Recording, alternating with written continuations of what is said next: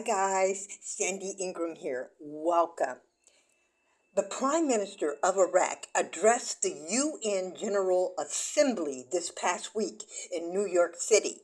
It was a busy week for the Iraqi new leader. He had a one-on-one meeting with U.S. Secretary of State A.J. Blinken.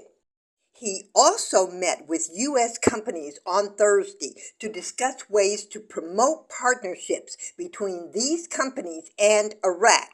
According to a statement released by the Prime Minister's office, they discussed strengthening and developing agreements as the Iraqi government accelerates economic reform and enhances technological and industrial development. The Iraqi Prime Minister said as the government continues to build the necessary infrastructure, Iraq is ready to attract different types of investments. Now, a number of businessmen, investors, and representatives of major American companies attended Al-Sudani's meeting with the members of the U.S. Chamber of Commerce. In this meeting, the Prime Minister talked about partnering with the United States to achieve prosperity for Iraq. Now, here's the deal.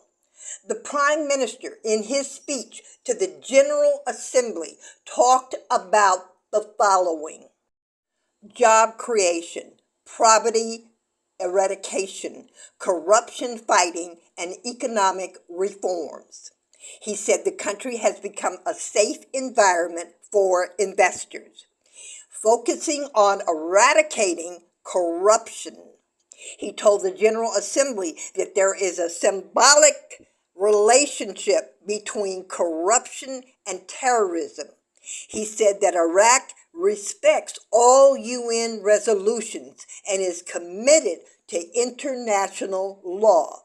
Number 6, he talked about drought, warning that the cradle of civilization cannot die of thirst due to climate challenges and water crisis. 7, the Iraqi Prime Minister said he wants to expand opportunities with the Kurdistan region. 8, security. 9, the refugee crisis in Iraq.